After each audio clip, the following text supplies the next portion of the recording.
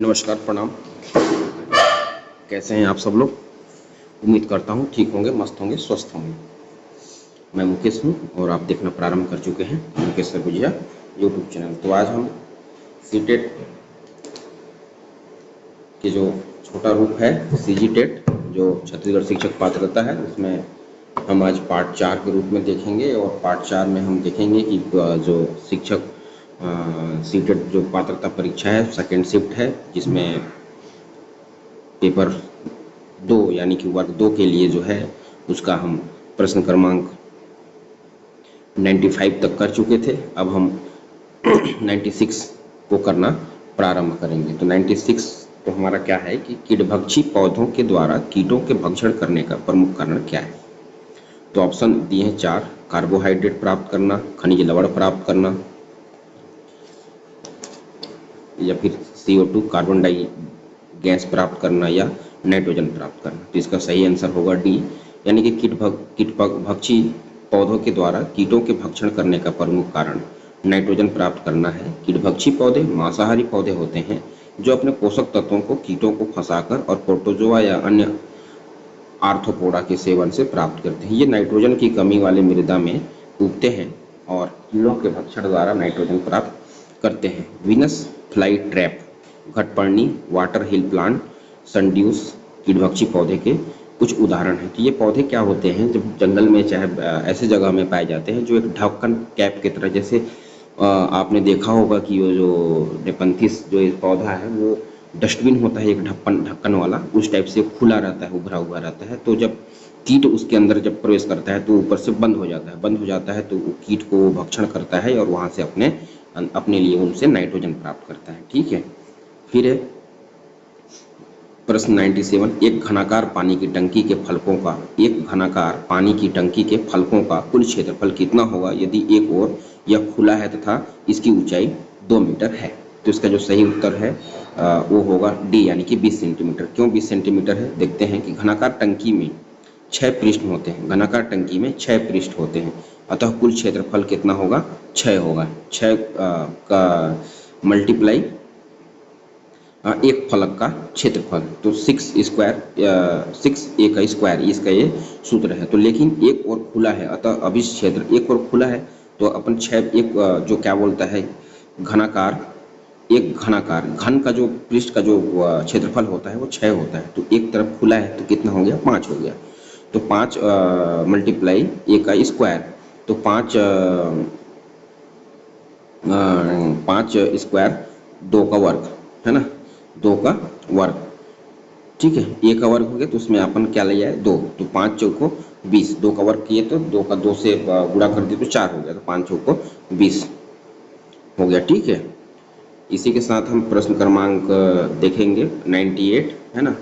तो ये जो तत्व दिए हैं ब्रोमीन में 35, ब्रोमीन 18 में प्रोटॉन, इलेक्ट्रॉन एवं न्यूट्रॉन की संख्या क्या है। तो दिए गए विकल्प में से इसका जो सही उत्तर होगा 35, 36 और 45 होगा। जैसे दिए गए तत्व के आयन, यानी कि दिए गए तत्व के आयन मूलक का सूत्र है कि 35 Br18, तो इनमें प्रोटॉन की संख्या Br यानी कि ब्रोमीन का परमाणु क्रमांक 35 है। तो इस पर एकल ऋणात्मक आवेश है ना, इस पर एकल ऋणात्मक आवेश है, उसके आगे Br के माइनस आगे ऋणात्मक आवेश है, तो इस पर एकल ऋणात्मक आवेश है, अतः इसमें कुल इलेक्ट्रॉन की संख्या 35 + 1 यानी कि 36।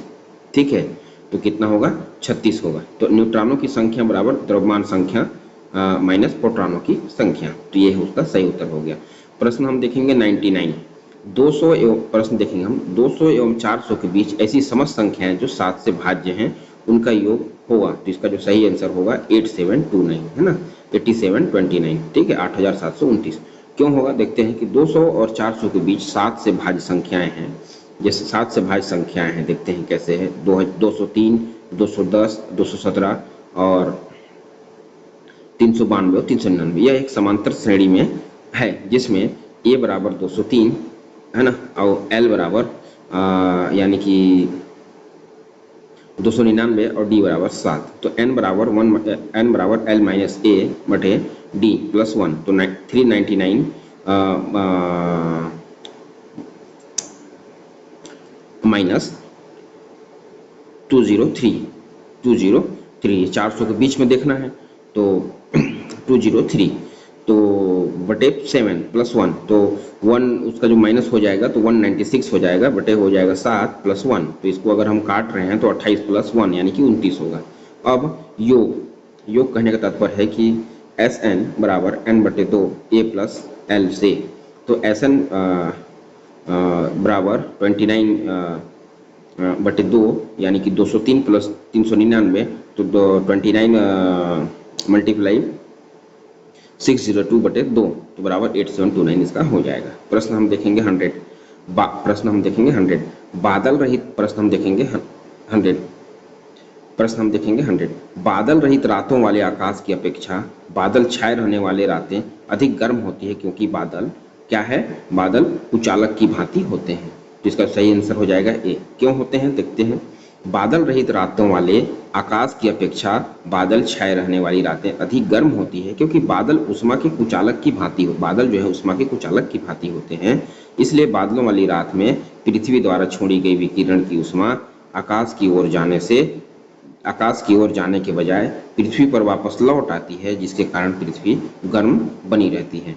अब हम देखेंगे प्रश्न 101 प्राप्तांक जो है 8, 6, 10, 12, 1, 5, 6 तथा 6 के लिए समांतर माध्य होगा। तो इसका जो सही आंसर हो जाएगा वो 6.75 होगा। प्राप्तांक है हमारा जो दिया हुआ है 8, 6, 10, 12, 1, 5, 6 तथा 6 तो समांतर माध्यम औसत होगा 8 plus 6 plus 10 plus 12 plus 1 plus 5 plus 6 plus 6 तो इसको अगर हम जोड़ रहे हैं तो 54 हो गया है बटे में 8 दिया हुआ है क्योंकि संख्या कितना दिया है 8 तो इसलिए बटे में हम दे दिए उसको 8 और 8 से अगर हम इसको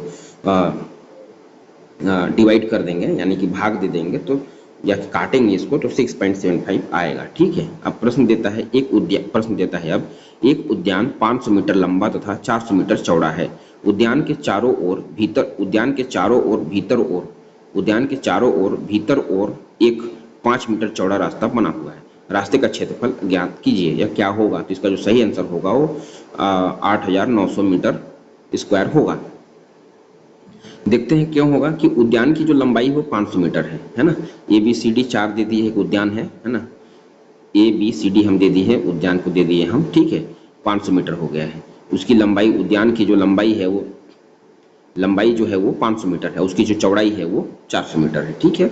और उसके अंदर जो रास्ता दिए हैं 5 मीटर का वो रास्ता दे दिए हैं 5 मीटर चौड़ा रास्ता दे दिए हैं। तो उद्यान की चौड़ाई 400 मीटर और रास्ते की चौड़ाई 5 मीटर। ठीक है। उद्यान की जो चौड़ाई है वो 500 मीटर और रास्ते की चौड़ाई 500 मीटर।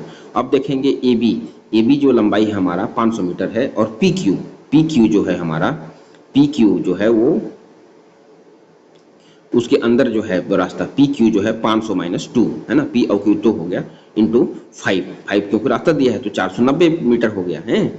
अब 490 मीटर हो गया, इसको कर दिए। अब BC यानी कि जो चौड़ाई है उद्यान की बाहर की चौड़ाई है BC तो 400 मीटर है। और QR जो है वो भी 2 है। QR 2 इधर का PS है PQ है, उधर का नीचे की लंबाई जो है PQ 2 और इसका नीचे का जो लंबाई है चौड़ाई है QR जो है 400 माइनस 2 इंटू 5 बराबर 390 मीटर। तो उद्यान का क्षेत्रफल बराबर लंबाई चौड़ाई।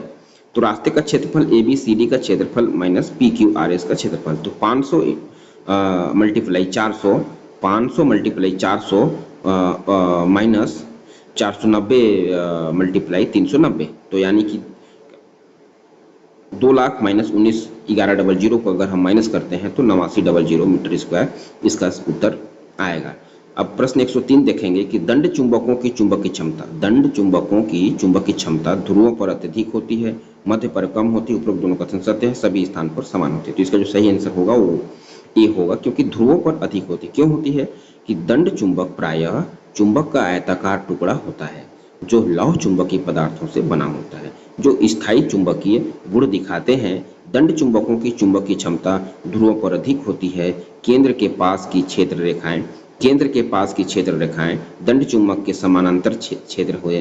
केंद्र के पास की क्षेत्र रेखाएं दंड चुंबक के समानांतर होती हैं। क्षेत्र रेखाओं का घनत्व दंड चुंबकों के ध्रुवों पर अधिक होता है। ठीक है। ये अधिक होता है। अब हम देखेंगे प्रश्न 104, एक सामान्य वेग से गतिमान पिंड का त्वरण होगा तो क्या होगा?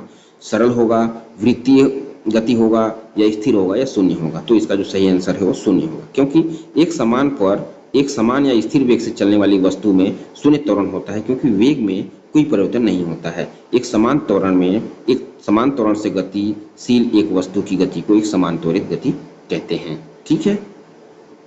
प्रश्न 105 है, यदि एक द्रव को 70 डिग्री से 60 डिग्री तक ठंडा होने में 5 मिनट का समय लगता है तो उसी द्रव को 60 डिग्री से 50 डिग्री तक ठंडा होने में कितना समय लगेगा? तो 5 मिनट से कम लगेगा या 5 मिनट से अधिक लगेगा या 5 मिनट लगेगा, द्रव के घनत्व पर निर्भर करेगा। तो इसका जो सही आंसर हो जाएगा वो ऑप्शन नंबर बी है। बी इसलिए है बी यानी कि 5 मिनट से अधिक समय लेगा, वो इसलिए लेगा क्योंकि न्यूटन के शीतलन नियम के अनुसार किसी पदार्थ के शीतलन की दर उसके औसत तापमान के समानुपाती होती है। शीतलन की दर जो है शीतलन की दर और औसत तापमान, तो प्रथम स्थिति में यदि वातावरण का तापमान बराबर थीटा ओ है तब, तो थीटा ए है तब 70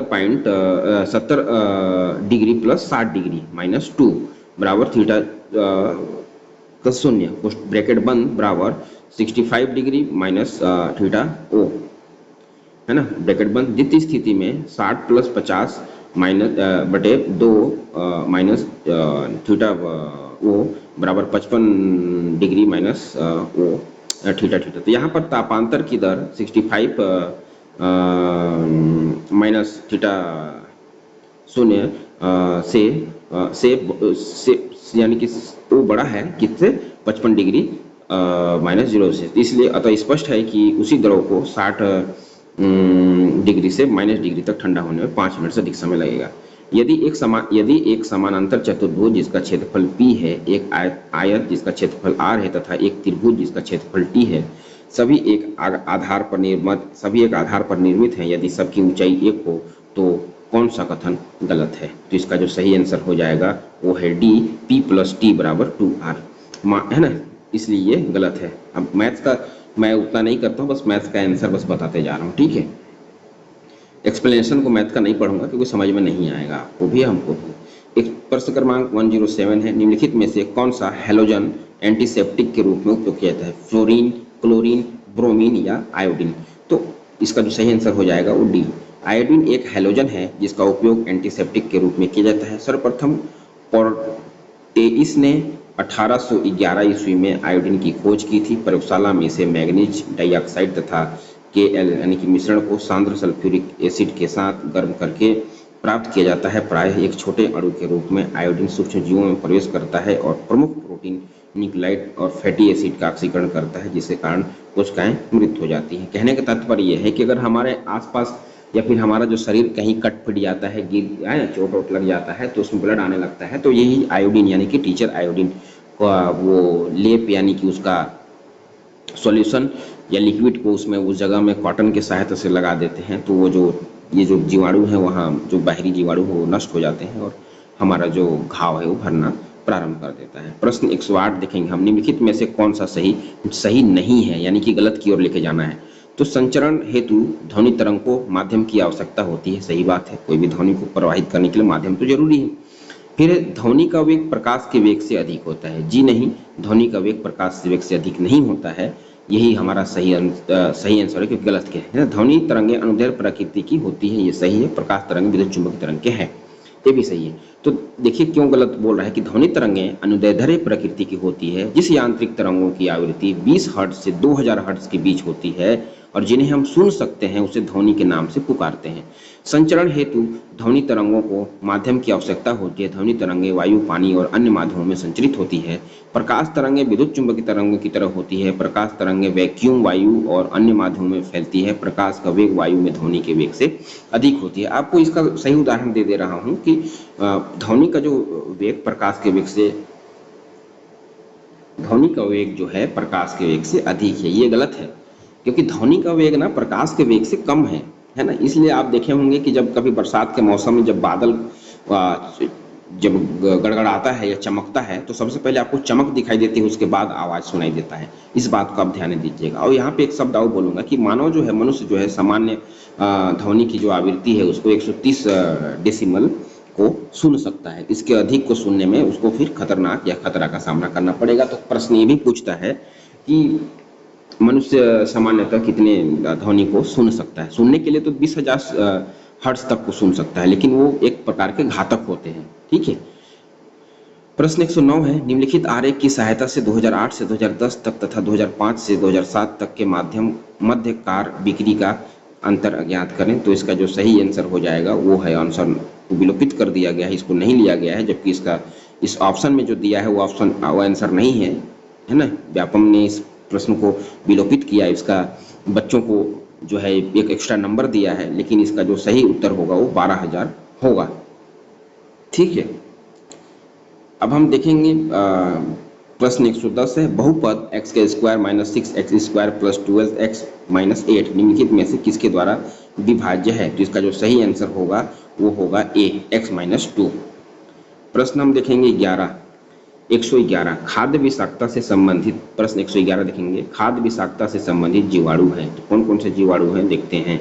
तो Clostridium tetani, Clostridium botulism, Plasmodium vivax, Bacillus subtilis. तो इसका जो सही आंसर होगा वो बी होगा, यानी कि क्लास्ट्रीडियस ब्यूटेरियम। खाद्य विषाक्तता रोगजनक जीवों के अंतर्गत ग्रहण के परिणाम स्वरूप होती है, जो शरीर में गुणन करते हैं और बीमारी का कारण बनते हैं। खाद्य विषाक्तता एक सूक्ष्म जीवों द्वारा खराब किए गए भोजन के सेवन के कारण हो सकती है। ब्लास्टुडिडियम बोटुलिज्म खाद्य विषाक्तता से संबंधित जीवाणु है। बोटुलिज्म खाद्य विषाक्तता का एक दुर्लभ लेकिन घातक रूप है। ठीक है। प्रश्न 112 देखेंगे, यदि x बराबर 2 हो तो x bracket x plus 2 bracket close फिर ब्रैकेट x माइनस 2 का मान होगा। तो इसका जो सही आंसर है वो है सी, यानी कि 0 होगा। प्रश्न 113 देखते हैं, हरीश ने रुपये 860 में एक साइकिल खरीदी तथा बाद में इसे राम को 5% लाभ में बेच दिया। राम ने साइकिल अपने पुत्र के लिए 2 वर्ष उपयोग किया तथा उसके बाद उसने अपने नौकर को 20% हानि में बेच दिया। नौकर को साइकिल कितने में प्राप्त हुई। तो इसका जो सही आंसर होगा वो है आंसर ए, यानी कि 722.70 है ना।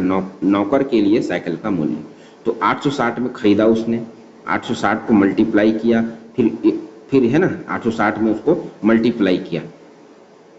मल्टीप्लाई करने के बाद 105 में क्या बोलता है, 5% लाभ में बेच दिया। तो लाभ के लिए हमको क्या करना पड़ेगा, 100 यानी कि 100 को 100% में ही तो लाभ उठाया ना। 100 को 100 है ना, तो 105/100 कर दिया, फिर इंटू क्या कर दिया 20% हानि। तो 100 का 20% कितना हो गया, तो 80 ऊपर कर दिया, 20% हानि कर दिया, बटे 100 कर दिया। तो इसको काट दिया, शून्य का शून्य कट गया, है ना, शून्य का इधर शून्य कट गया, तो हो गया। अब इधर 105 का इसको काट पीट के ये जो अपना 722.70 रुपये हो गए। प्रश्न 114 है, दिए गए चित्र में x का मान होगा तो सी वृत्त का केंद्र है। सी वृत्त का केंद्र, इसका जो मान है वो है 35 अंश। ठीक है, 35 अंश है, क्योंकि सी वृत्त जो है बीच का है, इधर भी छोड़ दे, 70 अंश का ये बना हुआ है, तो उसमें हो जाएगा 35 हो जाएगा। 2 भागों में बटा है ना 70, इधर भी उधर भी, इसलिए 70/2 यानी कि 35 अंश हो जाएगा। प्रश्न 115 देखेंगे, यदि किसी शहर की आबादी वर्ष 2001 और 2011 में क्रमशः 56,0400 एवं 60,0500 रिकॉर्ड की गई है, तो उस शहर की जनसंख्या में वृद्धि की दर कितनी होगी। तो प्रश्नानुसार 2001 में जनसंख्या 56,0400 था और 2011 में जनसंख्या 60,0500 था। तो इसका जो सही आंसर होगा वो होगा डी, यानी कि 25%। जनसंख्या में 10 की वृद्धि हो रहा है, यानी कि 70 यानी कि 60,0500 माइनस 56,0400 माइनस कर दिया तो 14,0100 हुआ। तो 10 की वृद्धि जो हम लोग देख रहे हैं, तो 10 की वृद्धि जो हमारा हुआ है 14,0100 बटे 56,0400 है ना, मल्टीप्लाई 100 बराबर 25% हो रहा है। वस्तुओं के वर्तमान प्रश्न 116 है, वस्तुओं के वर्तमान अवस्था स्थिर या गतिमान न बदल सकने वाले गुण को न्यूटन के कौन से नियम से समझाया जा सकता है। तो इसका जो सही आंसर है वो है डी, सही आंसर है वो है सी, यानी कि जड़त्व का नियम। क्यों जड़त्व का नियम कहता है कि प्रत्येक वस्तु अपने प्रत्येक वस्तु अपने स्थिरावस्था अथवा एक समान वेगावस्था में तब तक रहती है जब तक उसे किसी बाह्य कारक बल द्वारा अपनी अवस्था में बदलाव के लिए प्रेरित नहीं किया जाता है। न्यूटन का प्रथम नियम पदार्थ के एक प्राकृतिक गुण जड़त्व को परिभाषित करता है जो कि वस्तु की विरामावस्था या गति में बदलाव का विरोध करता है। इसलिए न्यूटन के प्रथम नियम को हम जड़त्व का नियम भी कहते हैं। प्रश्न 117 देखेंगे कि निम्न लवणों में से किसमें क्रिस्टलीय जल का अणु उपस्थित नहीं है। तो क्रिस्टल जल के उपस्थित नहीं है तो खाने का सोडा में नहीं है। खाने का सोडा में क्रिस्टल जल का अणु नहीं होता है। इसका रासायनिक सूत्र NaHCO3 होता है। इसका रासायनिक खाने का सोडा का रासायनिक सूत्र NaHCO3 जिसको हम सोडियम कार्बोनेट के नाम से भी जाना जाता है। यह सामान्यतः विभिन्न प्रकार के भोजन पकाने के लिए रसोई में उपयोग किया जाता है। क्रिस्टल जल के अणुओं को संदर्भित करता है जो किसी लवण के क्रिस्टल की संरचना बनाते हैं। आणविक सूत्रों में क्रिस्टल जल को निरूपित करने के दो तरीके हैं, HNO2 या फिर ब्रैकेट H2ON होते हैं। तो खाने का सोडा आप जान रहे होंगे इसका उपयोग कहाँ पे होता है, जिसको हम सोडियम बाइकार्बोनेट कहते हैं। भजिया बनाते हैं, पुआ बनाते हैं या खमीर बनाने में भी इसका उपयोग हम लोग करते हैं। किसी चीज़ को फूलाने के लिए या सड़ाने के लिए इसका हम उपयोग करते हैं। प्रश्न 117 फिर हम देखेंगे। प्रश्न 118 देखेंगे, यदि 14 सेंटीमीटर ऊंचाई वाले एक लंबवृत्तीय बेलन का वक्र पृष्ठीय क्षेत्रफल 88 सेंटीमीटर है तो बेलन का आकार का व्यास क्या होगा। तो इसका सही आंसर होगा 2 सेंटीमीटर होगा। प्रश्न होगा 119, हम निम्नलिखित में से कौन सी विधि के द्वारा ऊष्मा के संरक्षण के लिए माध्यम की आवश्यकता नहीं होती है। तो उसका जो सही आंसर है विकिरण है। विकिरण ही एकमात्र ऐसी विधि है जिसमें बिना किसी माध्यम के ऊष्मा का संचरण होता है। जब ऊष्मा को विद्युत चुंबकीय तरंग के रूप में संचरित किया जाता है तो इसे विकिरण के रूप में जाना जाता है। विद्युत चुंबकीय विकिरण में माइक्रोवेव, रेडियो तरंगें, अवरक्त विकिरण, दृश्य प्रकाश, परावैंगनी विकिरण, गामा किरणें और एक्स किरणें शामिल हैं। इस विधि में ऊष्मा संचरण के लिए किसी माध्यम की आवश्यकता नहीं होती है। इसलिए इस विधि से सूर्य की ऊष्मा सूर्य से पृथ्वी तक निर्वात में होकर पहुंचती है। प्रश्न 120 से चक्रवृद्धि ब्याज का सूत्र है। तो चक्रवृद्धि ब्याज का जो सूत्र है वो है ऑप्शन नंबर बी है, यानी कि A बराबर B है, यानी कि P ब्रैकेट बड़ा ब्रैकेट फिर छोटा ब्रैकेट 1 प्लस R बटे 100 फिर ब्रैकेट बंद इसका वर्ग R माइनस 1 ब्रैकेट 2। ये बोडमास नियम पे चलेगा। ठीक है। अब हम प्रश्न 121 देखेंगे। यदि किसी त्रिभुज के दो कोणों का योग तीसरे कोण के बराबर हो तब वह त्रिभुज होगा। तो वह क्या होगा। तो वह समकोण हो जाएगा। ठीक है। यदि किसी त्रिभुज के दो कोणों का योग यदि किसी त्रिभुज के दो कोणों का योग यदि किसी त्रिभुज के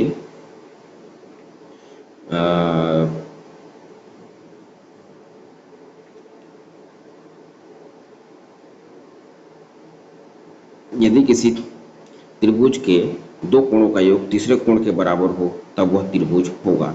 तो वह क्या होगा। समकोण होगा। ठीक है।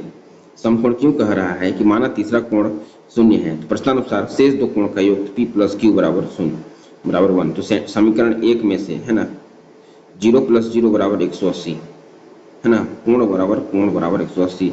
तो 20 माइनस 180 बराबर 90 हो जाएगा। ठीक है। अतः समकोण जो है एक समकोण 90 का होता है। ठीक है।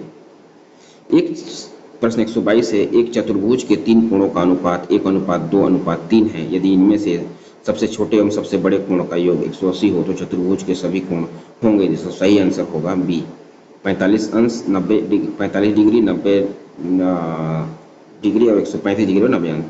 ठीक है। प्रश्न हम देखेंगे मोडेम कार्य करता है। मोडेम क्या करता है। तो इसका जो सही आंसर होगा वो है डी है ना। मोडेम क्या करता है वो सही आंसर डी है, क्योंकि एनालॉग तरंग को डिजिटल में और डिजिटल को एनालॉग में परिवर्तित करते हैं। मॉडल एक इलेक्ट्रॉनिक उपकरण है जो कंप्यूटर जनरेटेड डिजिटल सिग्नल को एनालॉग सिग्नल में बदल देता है ताकि फोन लाइनों के माध्यम से सिग्नल के ट्रांसमिशन को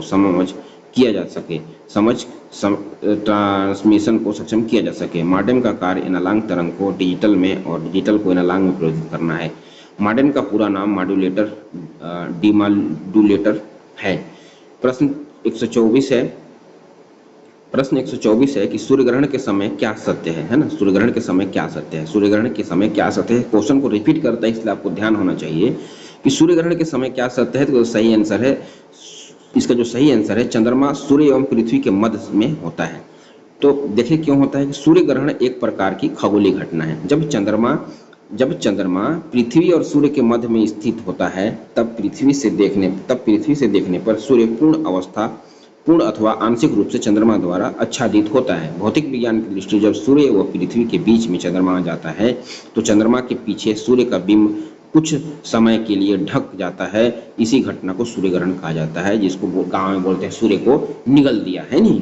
तो सूर्य ग्रहण कब होता है, तो हमको सबको ध्यान होना चाहिए कि सूर्य व पृथ्वी के बीच में, है ना, जब सूर्य और पृथ्वी के बीच में जब चंद्रमा आ जाता है तो वहां पे सूर्य ग्रहण होता है।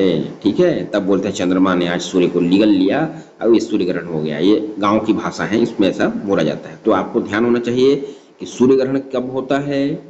सूर्य ग्रहण कब होता है, तो सूर्य ग्रहण कब होता है कि सूर्य ग्रहण चंद्रमा, है ना, सूर्य ग्रहण कब होता है, तो सूर्य ग्रहण होता है सूर्य और पृथ्वी के बीच जब चंद्रमा आ जाती है तो ये क्या होता है, सूर्य ग्रहण होता है। ठीक है, सूर्य ग्रहण कब होता है, जब जब जब जब सूर्य और पृथ्वी के बीच क्या आता है, चंद्रमा आता है, तब क्या होता है, चंद्र ग्रहण होता है। ठीक है, तब होता है क्या, चंद्र ग्रहण, है ना। एक मिनट,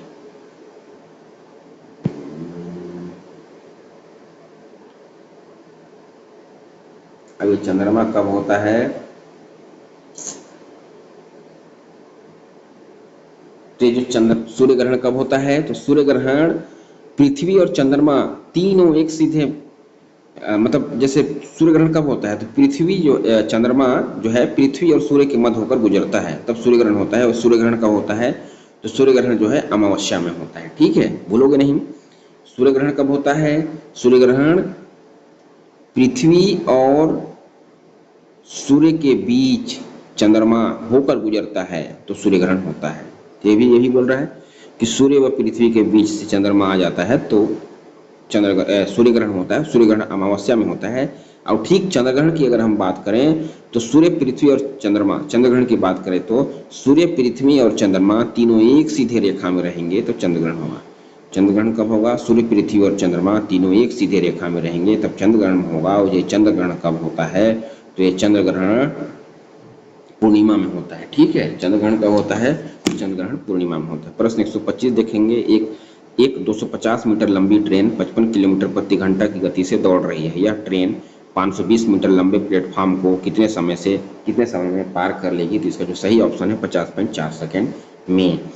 फिर 126 से प्रश्न क्रमांक एक इंजन, प्रश्न 126, एक इंजन खड़े हुए स्थिर पर्यवेक्षक के समीप सीटी बजाते हुए आता है तो पर्यवेक्षक को क्या महसूस होता है, तो पर्यवेक्षक को महसूस होता है आवृत्ति अधिक होती है। भौतिक में इसका सही आंसर है बी। भौतिकी में डापलर प्रभाव को ध्वनि प्रकाश या अन्य तरंगों की आवृत्ति में वृद्धि या कमी के रूप में परिभाषित किया जाता है। क्योंकि स्रोत और पर्यवेक्षक एक दूसरे की ओर या दूर जा रहे होते हों, एक इंजन खड़े हुए स्थिर पर्यवेक्षक के समीप सीटी बजाते हुए आता है तो पर्यवेक्षक को वास्तविक से अधिक ध्वनि की आवृत्ति महसूस होती है। ठीक है, प्रश्न हम 127 देखेंगे। निम्नलिखित में से किस संचार तरंग की बैंड चौड़ाई सबसे अधिक होती है, तो इसकी जो चौड़ाई की बात कर रहे हैं तो प्रकाशित तंतु संचार यानी कि ऑप्शन नंबर बी होता है। प्रकाशित तंतु संचार तरंग की बैंड चौड़ाई सबसे अधिक होती है। प्रकाशित तंतु सूचना प्रसारित करने के लिए विद्युत स्पंद के बजाय प्रकाश स्पंद का उपयोग करता है। यह पारंपरिक विद्युत प्रणालियों की तुलना में सैकड़ों गुना अधिक बैंड चौड़ाई प्रदान करता है। ठीक है, प्रश्न 128 देखते हैं। समानांतर श्रेणी करणी 2, करणी 3, करणी 2 या 5 करणी 2 का 18वां पद होगा, तो इसका जो सही आंसर है वो है बी, 35 करणी 2 होगा, है ना। प्रश्न 129 से प्रश्न 129 से एक धातुई लाभ, प्रश्न 129 से एक धातुई घनाभ की विमा 100 × 80 × 64 सेंटीमीटर है। इसे पिघलाकर एक घन बनाया जाता है। घन का पृष्ठीय क्षेत्र होगा, तो इसका जो पृष्ठीय क्षेत्र है वो है 38,400 सेंटीमीटर है।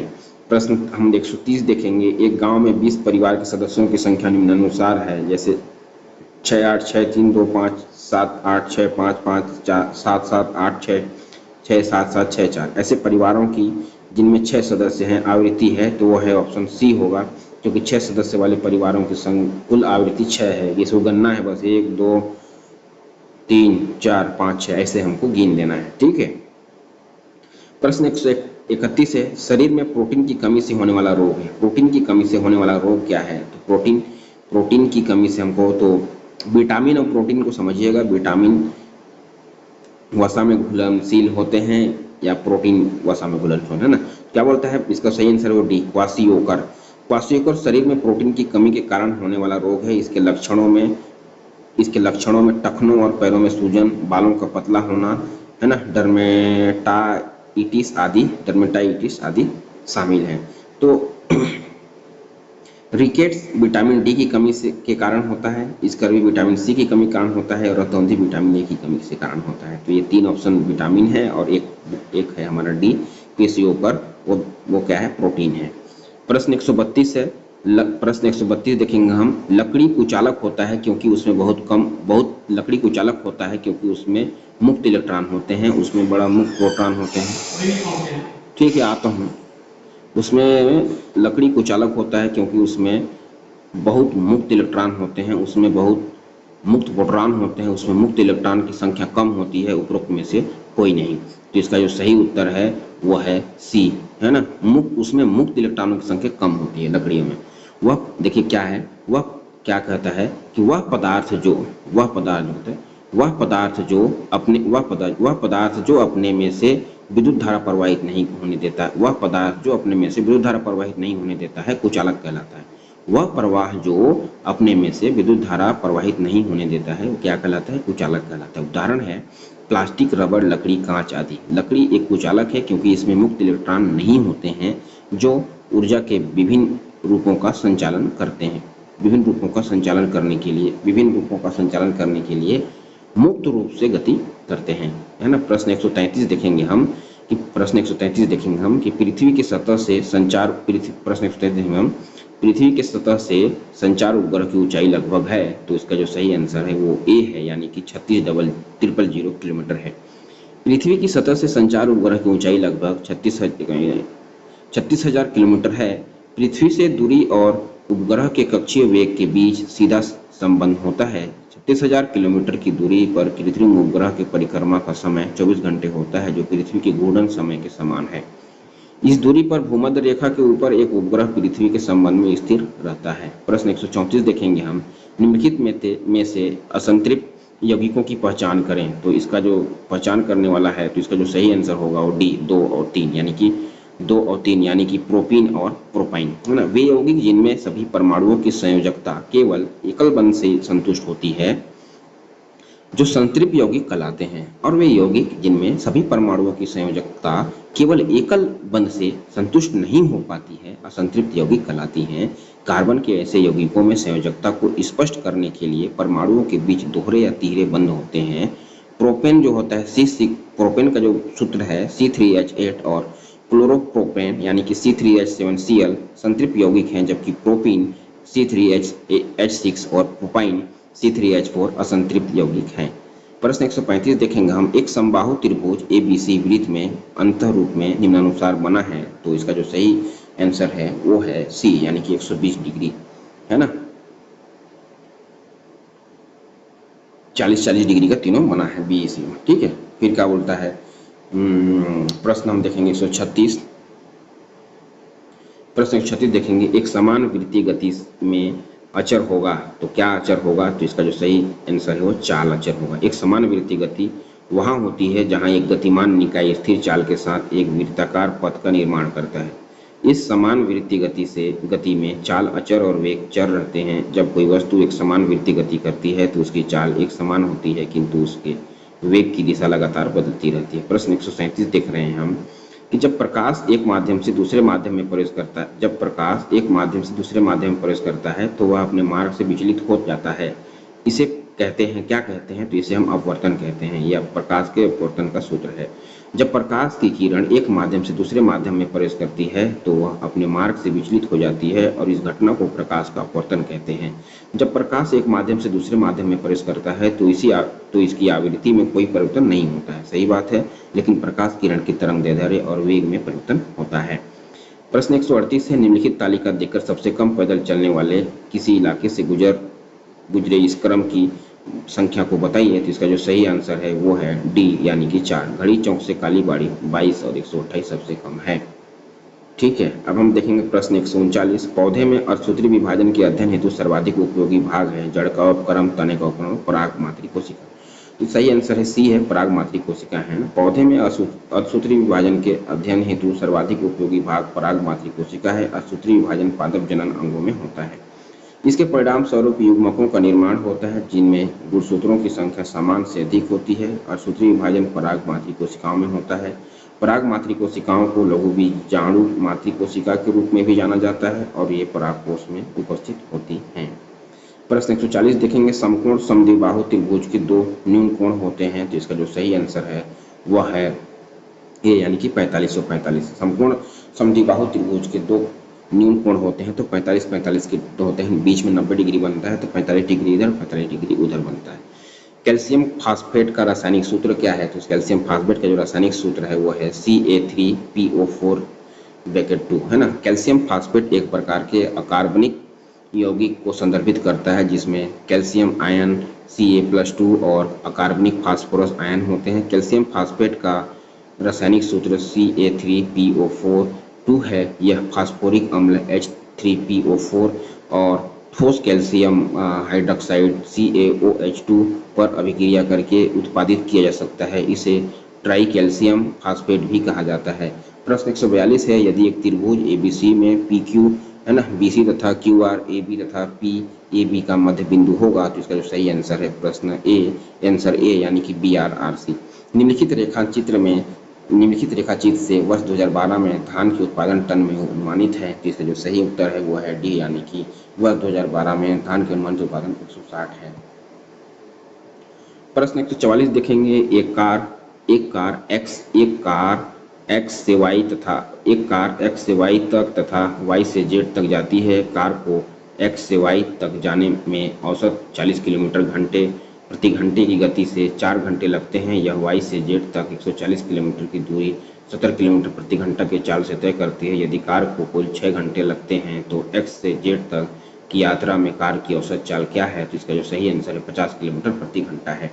प्रश्न 145 देखेंगे हम। एक अवतल दर्पण के प्रतिबिंब की प्रकृति होती है, तो इसका जो सही उत्तर है उपरोक्त दोनों संभव है, यानी कि आभासी और वास्तविक दोनों हो सकते हैं।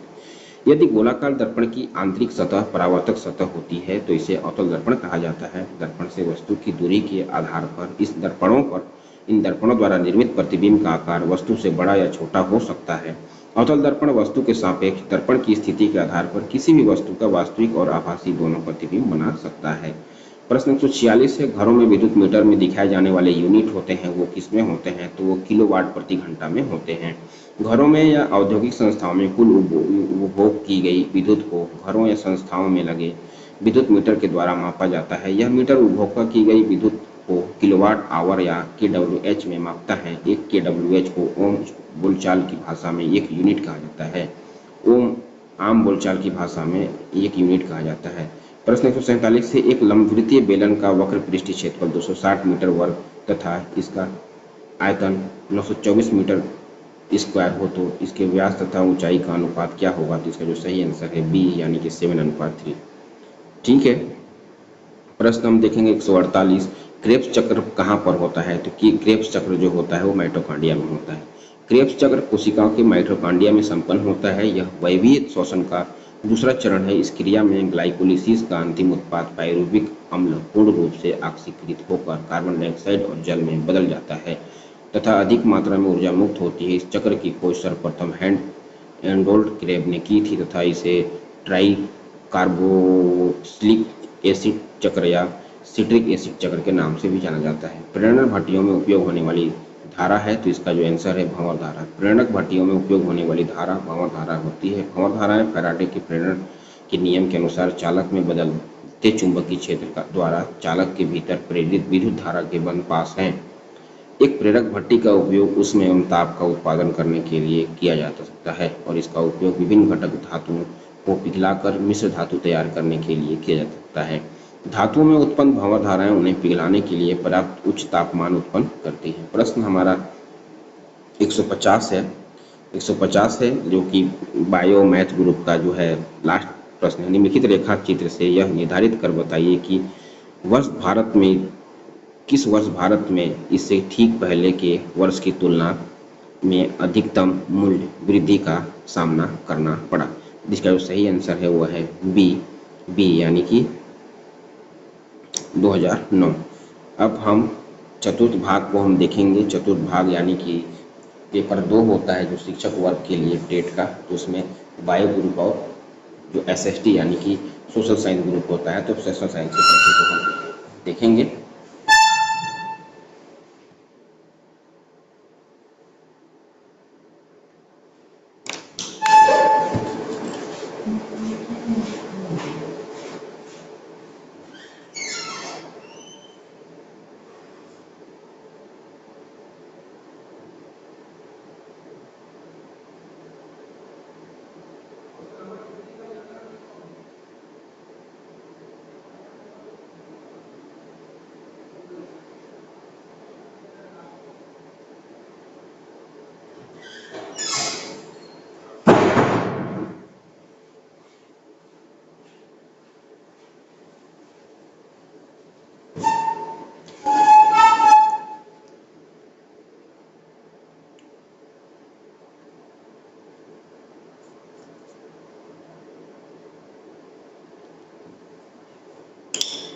तो अब एसएसटी देखते हैं, यानी कि सामाजिक विज्ञान जिसको बोलते हैं सोशल साइंस। पहला प्रश्न है, 30 प्रश्न मिलेंगे इसमें। सामाजिक अध्ययन, निम्नलिखित में से कौन सा मूल अधिकार नहीं है? संवैधानिक उपचारों का अधिकार, संपत्ति का अधिकार, समानता का अधिकार, शांतिपूर्ण तरीके से गतिविधि का। तो समानता का अधिकार को उसको वही हमारा मूल अधिकार नहीं है, क्योंकि पहले था, उसको हटा दिया गया है। संविधान में कुल 7 मूल अधिकार प्रदान किए गए थे, वर्तमान में केवल 6 मूल अधिकार ही हैं। 44वें संविधान संशोधन 1778 द्वारा संपत्ति के मूल अधिकार को हटाकर अनुच्छेद 300 क में कानूनी अधिकार बना दिया गया है। संविधान के भाग 3 में अनुच्छेद यानी कि 12 से 35 तक मूल अधिकारों का उल्लेख है। प्रश्न 92 है, अकबर की राजस्व व्यवस्था उसके अधिकारी के नाम से जानी जाती है, उसका नाम क्या है? तो उसका जो नाम है टोडरमल है ना। क्यों है कि अकबर के वित्त मंत्री के रूप में राजा टोडरमल ने एक नई राजस्व संग्रह प्रणाली शुरू की, जिसे जब्ती प्रणाली और दहसाला प्रणाली के नाम से जाना जाता था, जो एक कराधान प्रणाली थी। दहसाला प्रणाली का उपयोग विभिन्न फसलों की औसत उपज के साथ साथ पिछले 10 वर्षों में प्रचलित औसत कीमतों की गणना करने के लिए किया जाता था, और राज्य को औसत उपज का 1/3 प्राप्त होता था। प्रश्न 93 है, यानी कि 93, निम्नलिखित में से कौन सा शहर मौर्य साम्राज्य की राजधानी थी? तो मौर्य साम्राज्य की जो राजधानी थी वो पाटलिपुत्र थी। मौर्य साम्राज्य की राजधानी पाटलिपुत्र वर्तमान घटना थी। मौर्य वंश की स्थापना चंद्रगुप्त मौर्य ने की। इसके चाणक्य कौटिल्य की मदद से नंद वंश की जगह मौर्य वंश का स्थापन की थी, क्योंकि जो मौर्य वंश के जो थे वो राजा थे वो पाटलिपुत्र में, तो वो जो चंद्रगुप्त मौर्य के पिताजी जो थे, तो वो जो नंद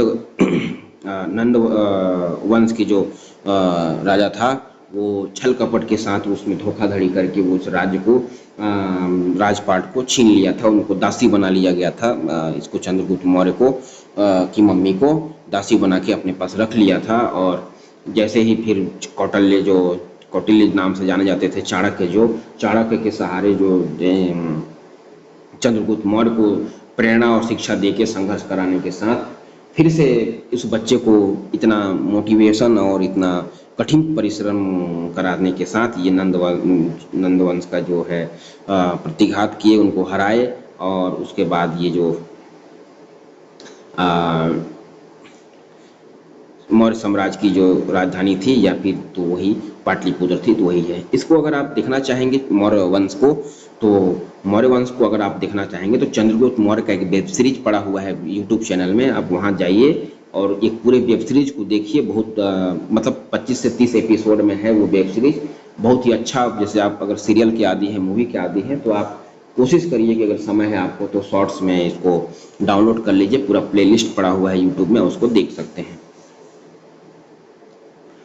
है ना। मौर्य काल को समझने के लिए वो बहुत ही महत्वपूर्ण होगा, एग्जाम की दृष्टि में के लिए भी और अपने जानकारी के लिए भी। प्रश्न 94 है, माना पंखाजूर और मैनपाट का संबंध किससे है? तो इसका जो सही उत्तर है शरणार्थी स्थल, है ना, शरणार्थी स्थल। जैसे प्रश्न बोलता है, उत्तर बोल रहा है कि माना पंखाजुर और मैनपाट का संबंध शरणार्थी स्थल से है। मैनपाट को छत्तीसगढ़ का शिमला या मिनी तिब्बत के रूप में जाना जाता है, जहां बड़ी संख्या में तिब्बत शरणार्थी होते हैं।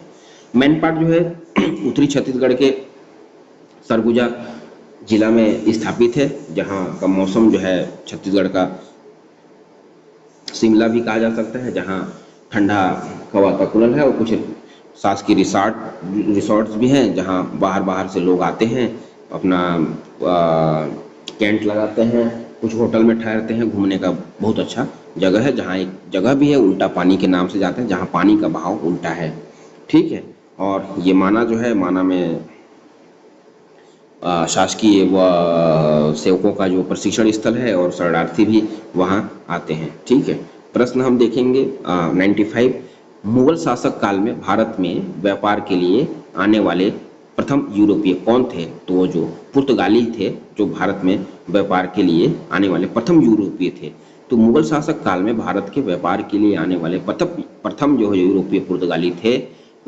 पुर्तगाली यात्री वास्को डी गामा, पुर्तगाली के जो यात्री थे वो वास्को डी गामा ऐसा पहला यूरोपियन व्यक्ति था जो वर्ष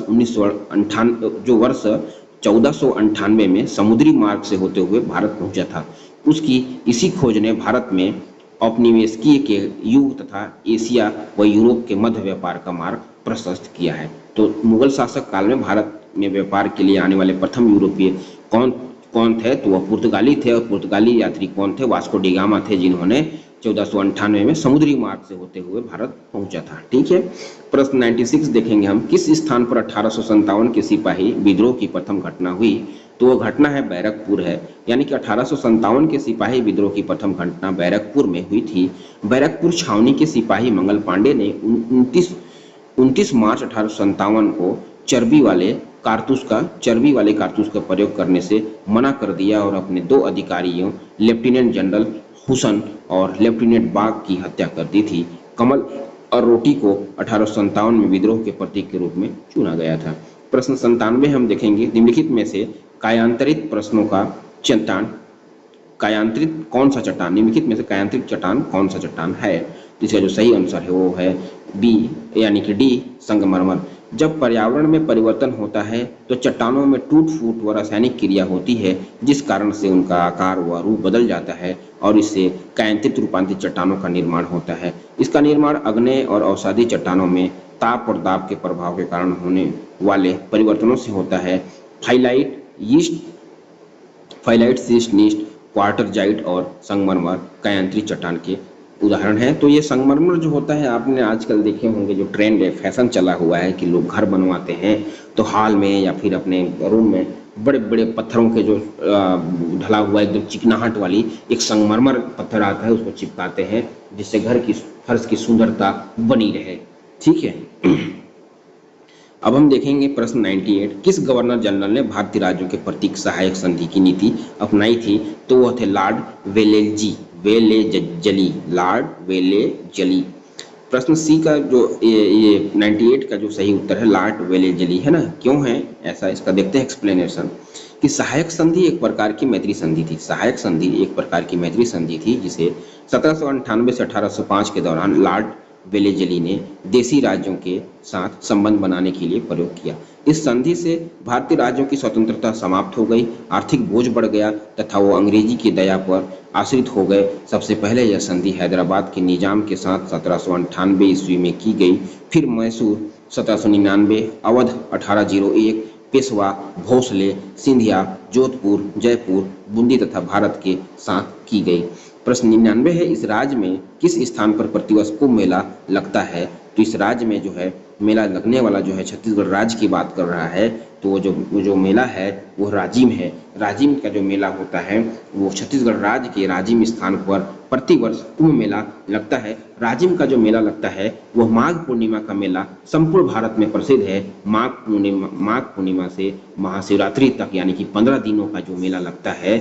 महानदी पैरी और सोंदूर नदी के तट पर जो लगता है मेला, है ना, लगने वाला इस मेले का मुख्य आकर्षक का केंद्र संगम पर स्थित कुलेश्वर महादेव का मंदिर है, जहां डुबकी लगाया जाता है। प्रश्न हम देखेंगे 100।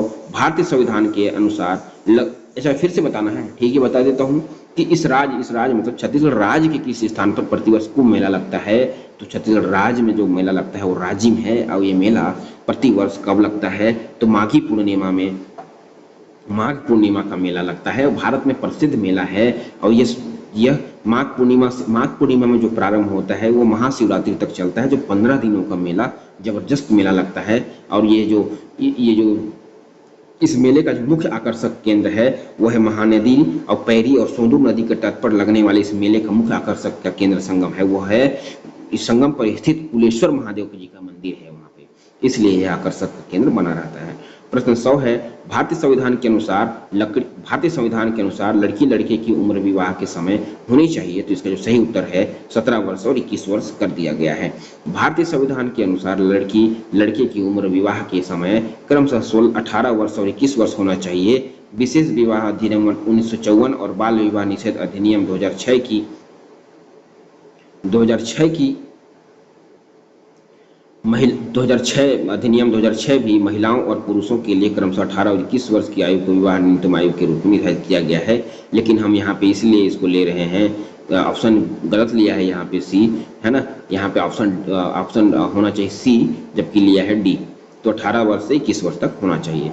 प्रश्न 101 है, निम्न में से ऊंचाई पर स्थित सामरिक स्थल हिम क्षेत्र कौन सा है, तो है सियाचिन है। सियाचिन ग्लेशियर विश्व का सबसे ऊंचा युद्ध क्षेत्र है। सियाचिन ग्लेशियर हिमालय में पूर्वी काराकोरम रेंज में स्थित है। नुब्रा नदी सियाचिन ग्लेशियर से निकलती है। प्रश्न 102 है, भारतीय संविधान के अनुसार किस वर्ष में महिला को परिवार के कर्ता का स्थान दिया गया, तो वह जो वर्ष है वो 2005 है। हिंदू उत्तराधिकार संशोधन अधिनियम 2005 के द्वारा महिला को परिवार में कर्ता का स्थान दिया गया। नए संशोधन प्रावधान के अनुसार एक महिला जन्म से बेटे की तरह ही सहदायिक बन जाती है। कर्ता वह होता है जो हिंदू अविभाजित संपत्ति का प्रबंध करता है और वह परिवार का मुखिया होता है। प्रश्न हम 103 देखेंगे कि सूर्य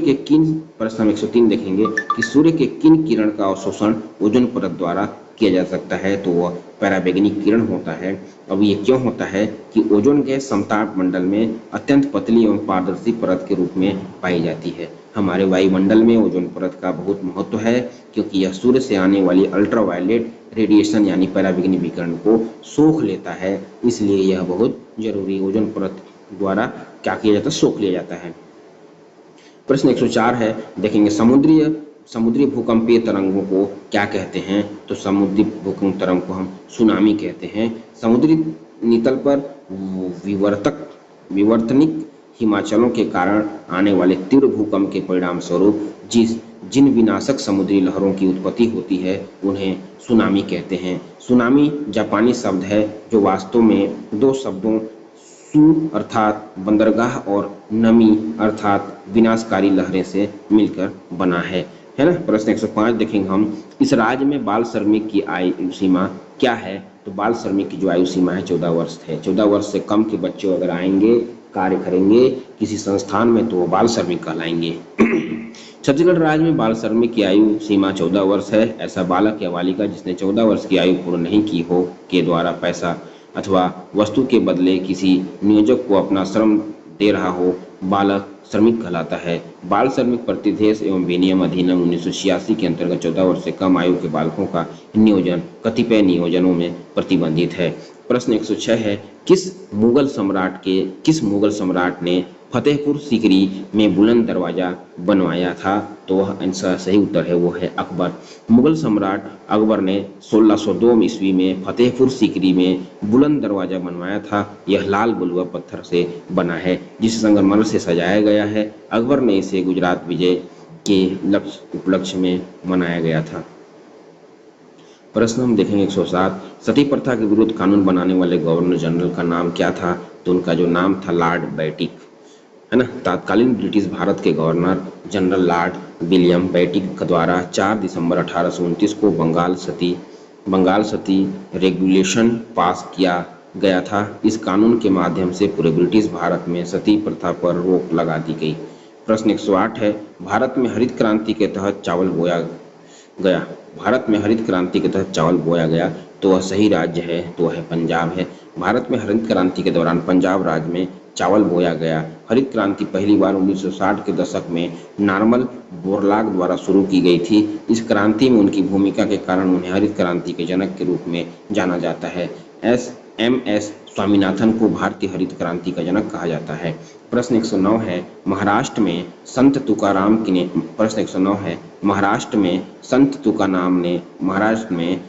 तुकाराम ने किस पंथ की स्थापना की? तो इसका जो सही उत्तर है वो है ए वारकरी, है ना। महाराष्ट्र में संत तुकाराम का संबंध वारकरी संप्रदाय से है। वारकरी संप्रदाय एक पूर्ण भक्ति संप्रदाय है जो शंकराचार्य के अद्वैत दर्शन में जो शंकराचार्य के अद्वैत दर्शन में विश्वास करता है। अज्ञानदेव का ज्ञानेश्वर को वारकीर संप्रदाय का संस्थापक माना जाता है। वारकरी संप्रदाय का विकास दक्षिणी महाराष्ट्र के पंढरपुर के आसपास अधिक हुआ है। वारकरी पुंढरकर में अपने इष्ट देव भगवान विठोवा की पूजा करते हैं। विठोवा को भगवान विष्णु का अवतार माना जाता है। प्रश्न हम देखेंगे 110, निम्नलिखित में से सही जोड़ी कौन सी है? तो इसका जो सही उत्तर है वह है बी पावर ग्रिड यानी कुम्हारी। पावर ग्रिड कारपोरेशन कुम्हारी दुर्ग जिला में स्थित है। छत्तीसगढ़ में साल्ट सेल भिलाई में स्थित है। छत्तीसगढ़ में एनटीपीसी के 4 संयंत्र कोरबा, बिलासपुर, सीपत, लारा और भिलाई में संचालित हैं। प्रश्न 111 है प्राचीन भारतीय इतिहास का महत्वपूर्ण साहित्यिक स्रोत क्या है? तो इसका जो सही आंसर है वो बी संस्कृत साहित्य है। प्राकृतिक भारतीय इतिहास का महत्वपूर्ण साहित्यिक स्रोत संस्कृत साहित्य है। प्राचीन भारतीय इतिहास के साहित्यिक स्रोत के अंतर्गत वेद, उपनिषद, रामायण, महाभारत, पुराण तथा स्मृति ग्रंथ आते हैं जिसकी रचना संस्कृत में की गई थी। प्रश्न 112 है त्रिस्तरीय पंचायती राज एवं नगरीय प्रशासन व्यवस्था का विरोधी कौन था? तो वह डॉक्टर भीमराव अम्बेडकर जी थे। डॉक्टर भीमराव अम्बेडकर ने त्रिस्तरीय पंचायती राज एवं नगरीय प्रशासन व्यवस्था का विरोध किया था। डॉक्टर भीमराव अम्बेडकर का मानना था कि गांव प्रतिभागी भारत का प्रतिनिधित्व करते हैं जो उत्पीड़न का स्रोत हैं। उन्हें पंचायतों के खिलाफ तर्क दिया क्योंकि वे जातिगत हिंदुओं के आधिपत्य जारी रहने को लेकर आशंकित थे। प्रश्न 113 है भोरमदेव का मंदिर किस वंश के राजा के काल में निर्मित हुआ? तो भोरमदेव का मंदिर जो है फणिनाग वंश के राजा के काल में निर्मित हुआ, यानी कि ऑप्शन सी होगा। छत्तीसगढ़ में कवर्धा क्षेत्र में नागवंशी शासकों का शासन था। इन्हें फड़ी नागवंश के नाम से जाना जाता है। भोरमदेव मंदिर छत्तीसगढ़ के कबीरधाम जिले कवर्धा में स्थित है। इस मंदिर को छत्तीसगढ़ का खजुराहो भी कहा जाता है। प्रश्न 114 है मलिक मोहम्मद जायसी किस ग्रंथ के रचयिता हैं? तो इसका जो सही उत्तर है वो पद्मावत के रचयिता हैं। मलिक मोहम्मद जायसी द्वारा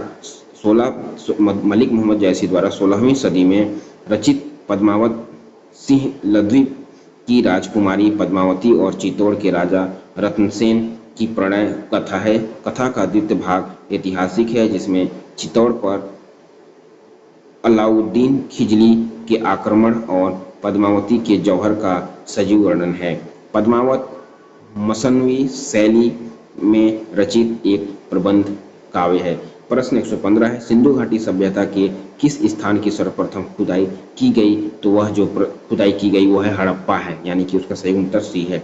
सिंधु घाटी सभ्यता की सर्वप्रथम खुदाई हड़प्पा में 1921 दयाराम साहनी द्वारा की गई थी। हड़प्पा पाकिस्तान के पंजाब प्रांत में मोंटोमरी जिले में रीवा नदी के तट पर स्थित है। हड़प्पा सभ्यता अपनी नगरीय योजना प्रणाली के लिए जानी जाती है। प्रश्न 116 है चंद्रगुप्त मौर्य का प्रधानमंत्री कौन था? तो चंद्रगुप्त मौर्य का जो प्रधानमंत्री था वो चाणक्य था। चाणक्य मौर्य साम्राज्य के संस्थापक चंद्रगुप्त मौर्य के शासनकाल में प्रधानमंत्री थे। उन्हें राजनीतिक ग्रंथ, अर्थशास्त्र और सूक्तियों के संग्रह चाणक्य नीति के लेखन के रूप में जाना जाता है। चाणक्य जिन्हें कौटिल्य और विष्णुगुप्त के नाम से भी जाना जाता है। प्रश्न 117 है सेना का सर्वोच्च सेनापति कौन होता है? तो इसका जो सही आंसर है वो है भारत के राष्ट्रपति होते हैं। भारत का राष्ट्रपति जो है सेना का सर्वोच्च सेनापति होता है एवं जल थल और वायुसेना के प्रमुखों की नियुक्ति करता है। संसद की अनुमति से वह किसी युद्ध की घोषणा या समाप्ति की घोषणा कर सकता है।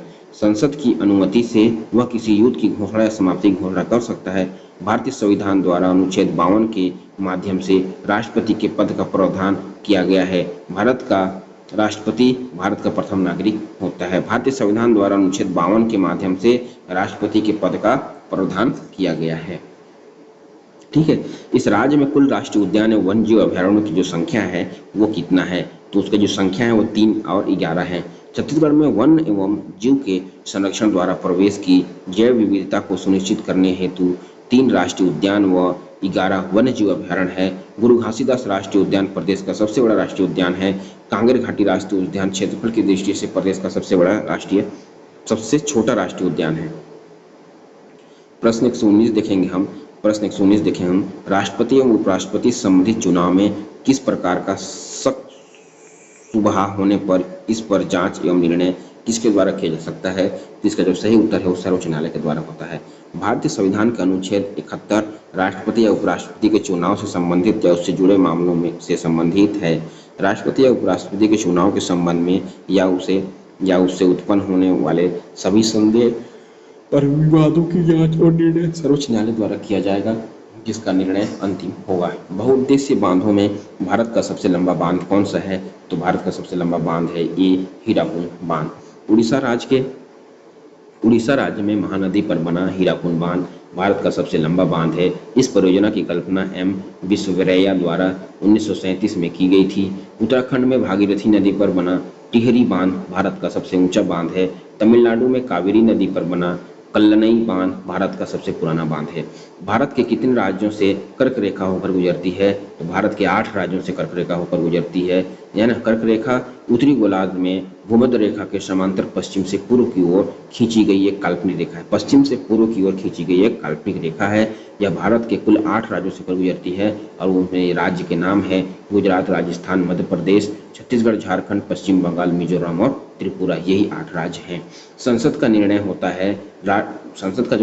है वो क्या होता है? तो संसद का जो निर्णय होता है ऑप्शन नंबर बी होगा, राष्ट्रपति, लोकसभा और राज्यसभा से। भारतीय संविधान के अनुच्छेद 79 के अनुसार राष्ट्रपति, राज्यसभा एवं लोकसभा को सम्मिलित रूप से संसद कहा जाता है। राष्ट्रपति संसद का अंग होता है क्योंकि संसद के दोनों सदनों द्वारा पारित विधेयक तब तक कानून नहीं बनता जब तक राष्ट्रपति उस पर अपनी सहमति न प्रदान करे, यानी अपने हस्ताक्षर न करे। प्रश्न 123 देखेंगे हम। कौन सा सूफी संत सम्राट अकबर के दरबार में था? जिसका जो सही आंसर है वो शेख सलीम था। प्रसिद्ध सूफी संत शेख सलीम चिश्ती अकबर के दरबार में थे। शेख सलीम चिश्ती की दरगाह उत्तर प्रदेश के फतेहपुर सिकरी में स्थित है। प्रश्न 124 देखेंगे। राजाओं के पुत्र न होने की स्थिति में भारतीय राज्यों की अधिग्रहण की ब्रिटिश नीति कहलाती थी, तो वह है ऑप्शन नंबर बी, हड़प का सिद्धांत। राजाओं के पुत्र न होने की स्थिति में भारतीय राज्यों की अधिग्रहण की ब्रिटिश नीति हड़प का सिद्धांत कहलाती थी। इसे शांतिपूर्ण वलय की नीति भी कहा जाता है। इसका प्रयोग 1848 से 56 ईस्वी तक भारत के गवर्नर जनरल रहे लॉर्ड डलहौजी ने किया। हड़प्पा नीति के सिद्धांत पर सतारा 1848, जैतपुर एवं संभलपुर 1849, उदयपुर 1852, झांसी 1853 और नागपुर 1854 को कंपनी साम्राज्य में मिला लिया। प्रश्न 125 देखेंगे हम। सती प्रथा व्यवस्था का सर्वप्रथम विरोध किसने किया था? जिसका जो सही उत्तर है वो अकबर है। सती प्रथा का सर्वप्रथम विरोध सम्राट अकबर ने किया था। 1582 में अकबर ने सती प्रथा को अवैध घोषित कर दिया। राजा राममोहन राय महिलाओं की स्वतंत्रता और विशेष रूप से सती एवं विधवा पुनर्विवाह के उन्मूलन पर उनके विचार में लाए जाते हैं। प्रश्न 126 है। बाबर और राणा सांगा के बीच कौन सा युद्ध हुआ था? तो बाबर और राणा सांगा के बीच खानवा का युद्ध हुआ था। खानवा का युद्ध 16 मार्च 1527 को बाबर और राणा सांगा के मध्य हुआ, जिसमें राणा सांगा की हार हुई और भारत में मुगल वंश के शासक को मजबूत किया। चंदेरी का युद्ध जो है 1528 ईस्वी बाबर और मोदिनी राय के मध्य हुआ और कन्नौज का जो युद्ध हुआ वो 1540 ईस्वी में हुमायूं और शेर शाह सूरी के मध्य हुआ। प्रश्न 127 है। दुर्ग जिले में स्थित जामुल किस उद्योग के लिए जाना जाता है? तो दुर्ग जिले में स्थित जो जामुल है वो सीमेंट उद्योग के लिए जाना जाता है। दुर्ग में अत्यधिक सीमेंट के प्लांट्स हैं। दुर्ग जिले में स्थित जामुल सीमेंट उद्योग के लिए जाना जाता है। जामुल में 1965 में स्थापित एसोसिएट सीमेंट कंपनी यानी कि एसीसी छत्तीसगढ़ का प्रथम सीमेंट कारखाना है। छत्तीसगढ़ का प्रथम सीमेंट कारखाना भी एसीसी सीमेंट का है। प्रश्न 128 है, वायुमंडल में सबसे अधिक मात्रा में कौन सा गैस पाई जाती है? तो यह है नाइट्रोजन, जो है 78.9% पाया जाता है, ध्यान में होना चाहिए। ठीक है, तो देखिए वायुमंडल में सबसे अधिक मात्रा में नाइट्रोजन गैस पाई जाती है। पृथ्वी का वायुमंडल लगभग 78% नाइट्रोजन और 21% ऑक्सीजन और 1% अन्य गैसें पाई जाती हैं। प्रश्न 129 से धर्मनिरपेक्षता से तात्पर्य है, इसका जो सही अर्थ है धार्मिकता है। धर्मनिरपेक्ष का अर्थ है राजनीति का किसी गैर धार्मिक मामलों से धर्म को दूर रखें तथा धर्म के आधार पर किसी से कोई भेदभाव न करें। धर्मनिरपेक्षता का अर्थ के आधार पर किसी से कोई भेदभाव न करें। धर्मनिरपेक्षता का अर्थ किसी के धर्म का विरोध करना नहीं है, बल्कि सभी को अपने धार्मिक विश्वासों में मान्यताओं को पूरी आजादी से मानने की छूट देता है। प्रश्न 130 है, प्रश्न 130 से सतनाम पंथ के संस्थापक कौन थे? तो सतनाम पंथ के संस्थापक जो है गुरु घासीदास जी थे, है ना। सतनाम पंथ के संस्थापक गुरु घासीदास को माना जाता है। गुरु घासीदास जी का जो जन्म हुआ वो 1756 ईस्वी में छत्तीसगढ़ की राजधानी रायपुर के नजदीकी गिरोध नामक ग्राम में हुआ है। तो छत्तीसगढ़ गुरु घासीदास जी के जो जन्म स्थान कहाँ था? तो गिरोधपुरी में हुआ था। तो 2-3 क्वेश्चन यहाँ पे बन रहे हैं। गिरोधपुरी में, गिरोध नामक ग्राम में हुआ। इनकी जयंती 18 दिसंबर को प्रत्येक वर्ष मनाई जाती है। इस संप्रदाय के लोग गुरु घासीदास को अतवारी पुरुष के रूप में मानते हैं। एक बार फिर से कहना चाहूँगा कि सनातन पंथ के संस्थापक कौन थे? तो गुरु घासीदास जी थे, और ये सनातन पंथ के संस्थापक गुरु घासीदास जी को माना जाता था। गुरु घासीदास जी का जो जन्म हुआ 1756 ईस्वी में हुआ, और ये छत्तीसगढ़ राजधानी रायपुर के नज़दीक ही गिरोध नामक गाँव में हुआ, यानी कि गिरोधपुरी में गुरु घासीदास जी का जन्म हुआ। उनकी जो जयंती मनाते हैं हम 18 दिसंबर को प्रत्येक वर्ष धूमधाम से मनाया जाता है, और इस संप्रदाय के लोग गुरु घासीदास को अवतारी पुरुष के रूप में भी मानते हैं। द्वितीय पंचवर्षीय योजना से स्थापित इस राज्य की प्रमुख औद्योगिक नगरी कहा गया है, तो उसको कौन सा कहा गया है? तो भिलाई को कहा गया है। क्यों भिलाई को कहा गया है? आइए देखते हैं कि द्वितीय पंचवर्षीय योजना में छत्तीसगढ़ राज्य में 2 फरवरी 1955 को सोवियत संघ के सहयोग से एकीकृत लौह तथा इस्पात कारखाना भिलाई में स्थापित करने का निर्णय लिया गया। 4 फरवरी 1959 को तत्कालीन राष्ट्रपति डॉक्टर राजेंद्र प्रसाद ने प्रथम थमन भट्टी प्रज्वलित कर इस कारखाने का उद्घाटन किया, जो उस समय मध्य प्रदेश की राज्य से आता था। प्रश्न 132 से भारतीय संविधान में मौलिक कर्तव्य किस संविधान संशोधन में जोड़ा गया है? तो मौलिक कर्तव्य जो जोड़ा गया है वो जो है 42वें संविधान संशोधन में जोड़ा गया है कि सरदार स्वर्ण सिंह समिति की अनुशंसा पर 42वें संविधान संशोधन 1776 द्वारा भारतीय संविधान में भाग 4 के बाद भाग 4 क जोड़ा गया, और अनुच्छेद 51 क के अंतर्गत 10 मूल कर्तव्यों की सूची का समावेश किया गया था। भारत में मूल कर्तव्य को भूतपूर्व सोवियत संघ के संविधान से अपनाया गया है। ठीक है, तो भारतीय संविधान मौलिक कर्तव्य को 42वें संविधान संशोधन में जोड़ा गया है। किस मौर्य सम्राट ने जैन भिक्षु बनने के पश्चात सिंहासन त्याग दिया?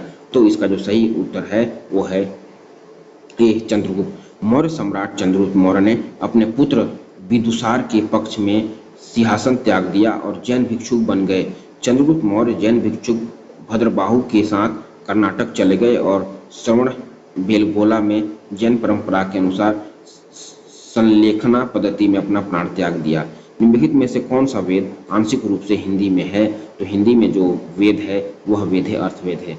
अर्थवेद आंशिक रूप से हिंदी में है। अर्थवेद अंतिम वेद है जिसमें लैंगिक फल देने वाले कर्मकांड तथा जादू टोना टोटका और इंद्र मायाजाल से संबंधित मंत्रों की उपस्थिति है। गोपद ब्राह्मण अर्थदेव का एकमात्र ब्राह्मण है। अगस्त 1930 में इस राज्य के किस स्थान में जंगल सत्याग्रह हुआ? तो जंगल सत्याग्रह जो हुआ वो रुद्री नावा गांव में हुआ। अगस्त 1930 में छत्तीसगढ़ राज्य में रुद्री नावा गांव धमतरी नामक स्थान में जंगल सत्याग्रह हुआ। इस आंदोलन का नेतृत्व छोटेलाल श्रीवास्तव, नथुजी जगताप और नारायण राव ने किया था। प्रश्न 136 है, लोहे एवं इस्पात उद्योग में प्रयुक्त होने वाला प्रमुख अयस्क है? तो वह अयस्क है हेमेटाइट। लोहे एवं इस्पात उद्योग में प्रयुक्त होने वाला प्रमुख अयस्क हेमेटाइट है। हेमेटाइट से लगभग 60 से 70% धात्विक लोहा होता है। यह लाल और भूरे रंग का होता है। यह उड़ीसा, झारखंड, छत्तीसगढ़ और आंध्र प्रदेश में पाया जाता है। मैग्नेटाइट लौह अयस्क का सबसे महत्वपूर्ण और सर्वोत्तम प्रकार है। इसमें लगभग 72% धात्विक लोहा होता है। प्रश्न 137 है, किस मौलिक अधिकार को डॉक्टर बी.आर. अम्बेडकर ने संविधान का हृदय स्थल या आत्मा कहा है? तो इसका जो सही उत्तर है संवैधानिक उपचारों का अधिकार। डॉक्टर भीमराव अम्बेडकर ने अनुच्छेद 32 संवैधानिक उपचारों डॉक्टर भीमराव अम्बेडकर ने अनुच्छेद 32 संवैधानिक उपचारों का अधिकार को संविधान का हृदय स्थल तथा आत्मा कहा है। इस अनुच्छेद का महत्व इसलिए अधिक है क्योंकि इसके द्वारा संविधान के भाग 3 में दिए गए मूल अधिकारों का प्रवर्धन होता है और मूल अधिकारों का व्यवहारिक प्रयोग संभव हो पाता है। साथ ही उल्लंघन होने पर न्यायालय द्वारा विशेष संरक्षण प्रदान किया गया है ना। प्रश्न 138 देखेंगे, इस राज्य में अस्पृश्यता उन्मूलन के कार्य को करने वाले प्रथम व्यक्ति कौन थे? तो वो प्रथम व्यक्ति थे सुंदरलाल शर्मा थे। छत्तीसगढ़ राज्य में अस्पृश्यता उन्मूलन के कार्य करने वाले प्रथम व्यक्ति सुंदरलाल शर्मा थे। पंडित सुंदरलाल शर्मा छत्तीसगढ़ के जन जागरण और सामाजिक क्रांति के अग्रदूत थे। इन्हें छत्तीसगढ़ का गांधी भी कहा जाता है। तो प्रश्न आता है छत्तीसगढ़ का गांधी किसे कहा जाता है? तो आप ध्यान रखिएगा, छत्तीसगढ़ का जो गांधी है वो पंडित सुंदरलाल शर्मा जी हैं। पंडित सुंदरलाल शर्मा जी का जन्म 21 दिसंबर 1881 को राजिम के निकट चंद्रपुर गांव में हुआ था। ठीक है। प्रश्न 139 है, निम्नलिखित में कौन सा भक्ति संत कृष्ण का उपासक नहीं था? तो इसका जो सही उत्तर है वो है रामानंद। स्वामी रामानंद मध्यकालीन भक्ति आंदोलन के महान संत थे। उन्होंने राम भक्ति की धारा को समाज के प्रत्येक वर्ग तक पहुंचाया। रामानंद संप्रदाय की स्थापना का श्रेय जगतगुरु रामानंदाचार्य को दिया जाता है। उत्तर भारत में भक्ति आंदोलन के प्रसार का श्रेय रामानंद को जाता है। संत रविदास, संत धन्ना, संत कबीरदास, पीपा उनके 12 शिष्य में प्रमुख थे। प्रश्न 140 है, सतवाहन वंश के शासकों की कार्यकालीन भाषा थी? तो वह थी प्राकृत थी। सतवाहनों की शासकीय भाषा प्राकृत तथा लिपि ब्राह्मी थी। सतवाहनों की शासकीय भाषा प्राकृत तथा लिपि ब्राह्मी थी। सतवाहन वंश का शासक क्षेत्र मुख्यतः महाराष्ट्र, आंध्र प्रदेश और कर्नाटक था। इस वंश की स्थापना सिमुक ने की थी तथा इसकी राजधानी महाराष्ट्र के प्रतिष्ठान पैठण में थी। सतवाहन शासक हाल एक बड़ा कवि तथा इसने प्राकृतिक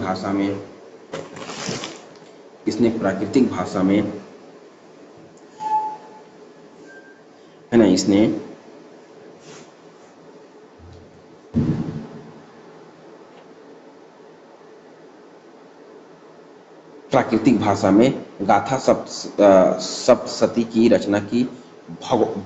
भड़ोच सतवाहक वंश का प्रमुख बादशाह एवं व्यापारिक केंद्र था। प्रश्न हम देखेंगे 141, निम्नलिखित में से कौन सा राजनीतिक शक्ति का मुख्य स्रोत है?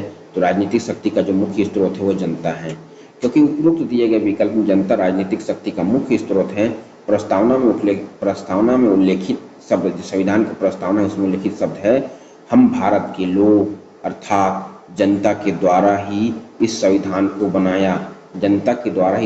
बनाया, स्वीकार किया तथा स्वयं को ही अर्पित अर्थात अपने ऊपर लागू किया गया है। भारतीय संविधान में अंतिम शक्ति जनता में निहित है। सम्राट अशोक ने बौद्ध धर्म के प्रसार के लिए श्रीलंका किसे भेजा? तो सम्राट अशोक ने बौद्ध धर्म के प्रचार के लिए उसने किसको भेजा? तो उसने महेंद्र को भेजा। सम्राट अशोक ने बौद्ध धर्म के प्रसार के लिए अपने पुत्र महेंद्र एवं पुत्री संघमित्रा को श्रीलंका भेजा। कलिंग युद्ध में भारी नरसंहार के पश्चात अशोक ने बौद्ध धर्म ग्रहण कर लिया। कालांतर में अशोक की आंतरिक एवं विदेशी नीति बौद्ध धर्म से प्रेरित हुई। इसी कारण समाज में विभिन्न वर्गों के मध्य धर्म प्रचार करने के लिए धम्म महामात्रों की बहाली के साथ सुदूर भागों में भी अधिकारियों की नियुक्ति की गई। प्रश्न 143 है, भक्ति आंदोलन में किसका सहयोग नहीं था? तो भक्ति आंदोलन में बाबर का सहयोग नहीं था। बाबर का भक्ति आंदोलन में कोई योगदान नहीं था। भक्ति आंदोलन का उद्देश्य हिंदू धर्म एवं समाज में सुधार तथा इस्लाम एवं हिंदू धर्म में समन्वय स्थापित करना था। मध्यकाल में भक्ति आंदोलन की शुरुआत सर्वप्रथम दक्षिण के अलवार तथा नैनार संतों द्वारा की गई।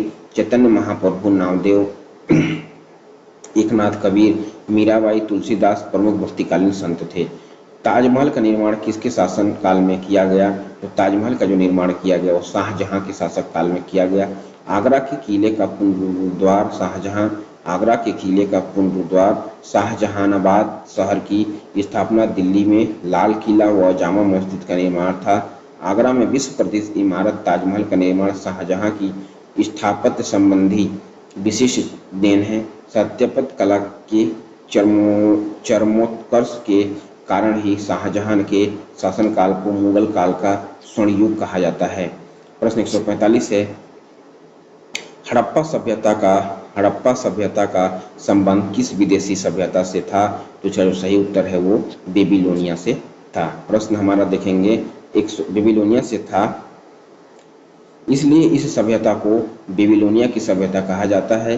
हड़प्पा सभ्यता ने फारस, मेसोपोटामिया और मिस्र की सभ्यताओं से संबंध स्थापित किया और व्यापार किया। इस दृष्टियों से यह सभ्यता उनकी तुलना में बेहतर थी। इंडिका का लेखन था मेगस्थनीज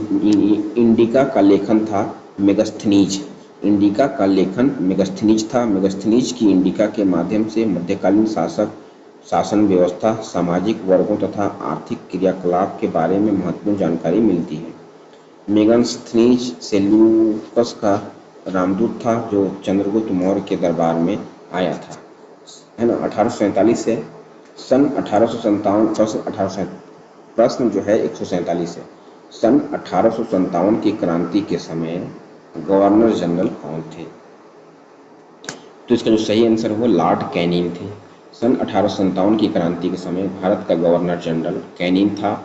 वह वर्ष 1858 में भारत का पहला वायसराय बना। 1857 का विद्रोह भारत में ब्रिटिश शासन के खिलाफ एक व्यापक लेकिन असफल विद्रोह था। यह ब्रिटिश ईस्ट इंडिया कंपनी के खिलाफ संगठित प्रतिरोध को पहली अभिव्यक्ति थी।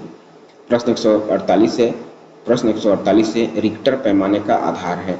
तो रिक्टर पैमाने का जो आधार है वो आकार या परिणाम है। रिक्टर पैमाना का पूरा नाम रिक्टर परिमाण परीक्षण पैमाना, रिक्टर मैग्नीट्यूड टेस्ट स्केल भी कहते हैं। रिक्टर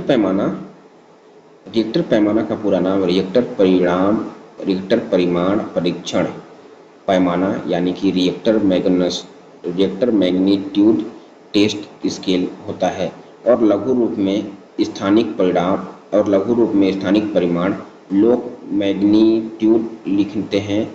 इस पैमाने पर भूकंप से निकली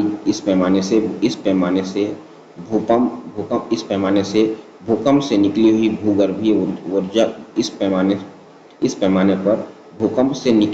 भूगर्भीय ऊर्जा की मात्रा के मापन हेतु एक संख्या दर्शाया जाता है।